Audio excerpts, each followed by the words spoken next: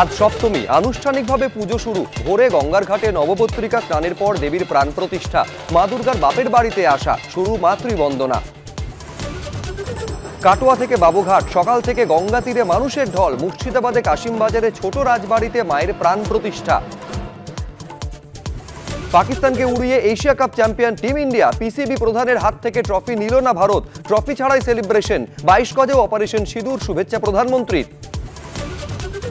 সপ্তমীর সকালে মর্মান্তিক দুর্ঘটনা। বোলপুরে খারাপ রাস্তায় বাস উল্টে শিশুর মৃত্যু, আহত 30 জনের মধ্যে আশঙ্কাজনক 12। জাল নথি নিয়ে নেপাল থেকে দিল্লি যাওয়ার চেষ্টা। শিলিগুড়ির কাছে পানি ট্যাঙ্কিতে গ্রেফতার 2 বাংলাদেশি। এসএসবির হাতে আটক দালালও।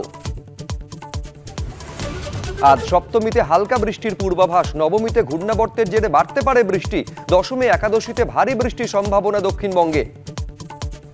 93 বছরে মণ্ডপ সেজেছে বাতিল কাপড়ে। মাতৃকল্পে সেরার শিরোপা নলিন সরকার স্ট্রিটের। আন্তরিকতায় সেরা আরবানা, ইন্দ্রিয় চেতনায় সেরা দমদম পার্ক ভারত চক্র।